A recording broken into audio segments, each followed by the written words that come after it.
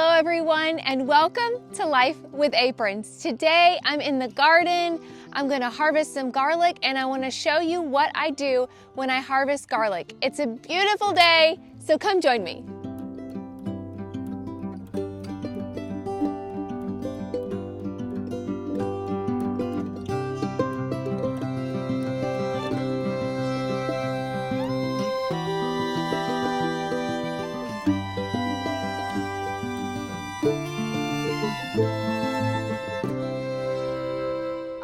I've got all of my garlic here and I have been growing this garlic since October.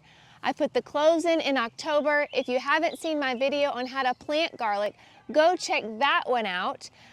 They grew a little bit in the fall and then they kind of went dormant for the winter. Once spring hit, they just shot right up and now they're ready to harvest. And maybe you're wondering, how do I know when to harvest my garlic? Well, I'm going to show you. I want to pull one of these up and just show you what it looks like here. You can see that you've got several leaves down here that are brown, and then you have half of it is green, and that's when I like to harvest my garlic. There's some debate on how many leaves you should have, but what I have settled on in doing my own research is that you want to look for half the leaves to be browning, and right now this one looks good and it looks great for harvesting, and you can see the bulb is really nice there. I'm going to pull all of these up. I'm not going to knock the dirt off. I'm not going to do any of that. I'm just going to put it in a pile, and I want to show you how I store my garlic. All right, let's just take a brief moment and touch on how to get your garlic out of the ground. There are lots of ways to do it. There are special tools that you can get. You can get a shovel and just go deep and lift it up.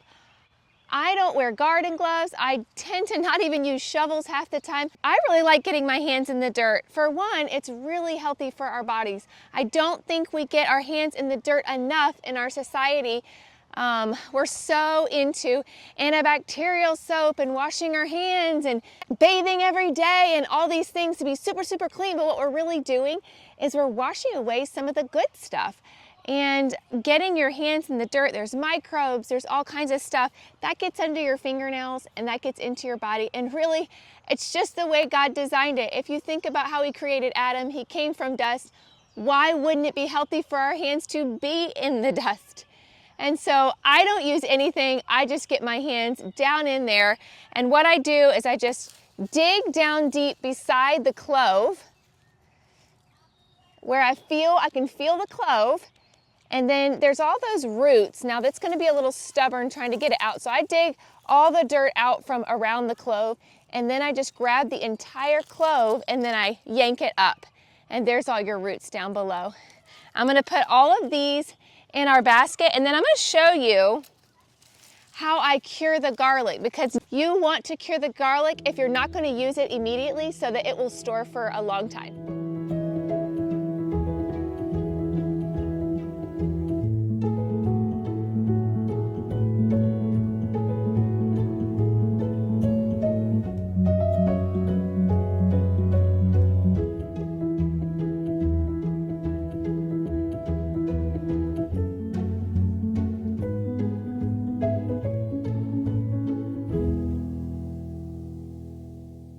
Okay, I finished harvesting all of my garlic. I didn't count it. I don't know how much is there, but there is a lot here. The next thing I want to do is get it ready for storage. Now, again, like I said earlier, if you're just going to use it immediately, you don't need to go through this process. You can use it immediately from the garden. But if you want to store it for long-term storage, which obviously I need to because I couldn't use all of this in one day, that is what you want to do, is go through the curing process to get it ready for long-term storage. And when you do the curing process, it'll last for several months. Ours usually lasts throughout the whole winter until it's time to harvest the garlic the next spring. Now, remember that when you're curing your garlic and you're using it over the course of the year, make sure to pick out your best bulbs of garlic, your biggest garlic bulbs, because you want to save those for seed for the next time you're ready to plant, which will be in about five months. I'll be planting garlic once again. So I'm going to put aside those big ones and save those for seed so that I'll have garlic for the next year and the year after that and the year after that, and I never have to worry about running out of seed. There's a couple different ways that you can cure your garlic. I've used both methods. If you have a hard neck garlic, then you just want to spread it out over I used an old screen door, and I spread it out over the screen door, and then I put it up with some blocks on either side so that there was a lot of airflow going through as it's curing. If you have a soft neck garlic, you can braid the garlic, and that's what I'm gonna do right here. I'm gonna braid the garlic, and you can hang it up to dry. You can also hang your hard neck garlic up to dry, but you're not gonna be able to braid it because, like the name, it's got a hard neck, and so it's not gonna be pliable and able to be braided. But you can hang them up in bunches if you want. You just wanna make sure that it's in a shady area with a lot of airflow, and you're gonna wanna cure it for a couple of weeks. Okay, so for the soft neck garlic, I'm going to take several bunches of this garlic here, and you can see that I haven't got the dirt off of it. You really just don't want to mess with it at all. You don't want to trim roots. You don't want to do anything. This is a process of just curing it. So I don't need to worry about the dirt on top. And this curing process, what it's going to do, it's going to take that skin, it'll shrink down and form a paper over it, and that just helps it to keep out moisture and mold and all of those things that it would be susceptible to if it was more of a fresh garlic. So you're basically putting a seal around it so that it can store long term and not have any problems. And honestly, what I love about garlic is, number one, it is easy to grow. It's pretty much hands off. And then once it's time to harvest it, you have your curing time and you store it, and it's probably one of the easiest things out of my garden to store. I don't have to can it, I don't have to do anything huge to it. I just put it in bunches, I braid it, hang it up to dry for a couple weeks, put it in storage, and we're ready to go. Okay, I'm gonna grab several bunches, cloves of garlic here. You try to grab ones that are like size when you braid it. Okay, I've got a bunch right here. I've got about 2 per strand.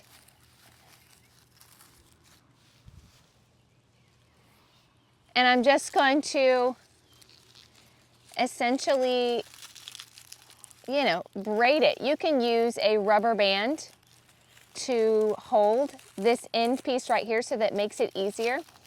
I am a little more low maintenance, and so I just like to go ahead and get it done.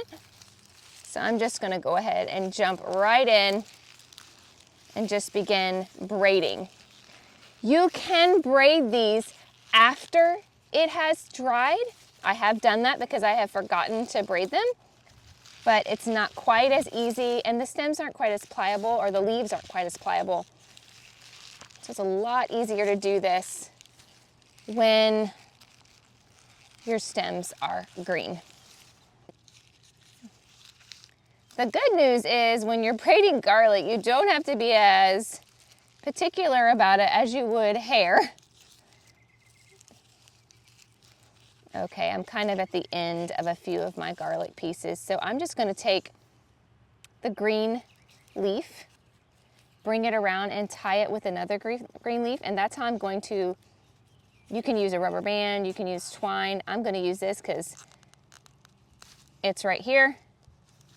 And then I have my braided garlic, and I can hang that up to air dry for the 2 weeks. Now I'm gonna take the rest of these, and I'm actually going to separate them in piles of like clove sizes or like bulb sizes, and then I'm gonna finish braiding all of these. That'll make it easier for me when I have stacks of similar sizing, and then I can braid them from there.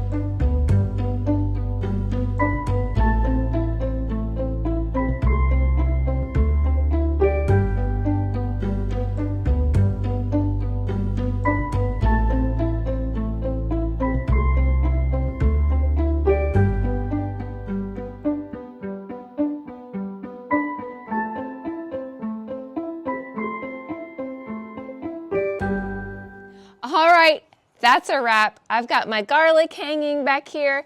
Again, it's going to cure for 2 weeks. Then I'm gonna take it down. If you like, you can snip off the tops here. You can snip off the tops and then put it in storage. Cut these roots down to size and just brush off the dirt on the outside, and it is ready for storage after those 2 weeks.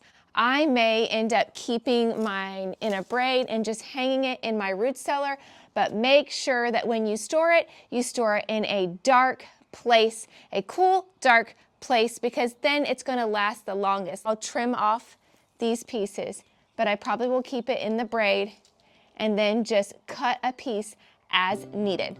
I hope you enjoyed this video. If you enjoyed it, make sure to hit the like button and subscribe for more great content. I'll see you next time.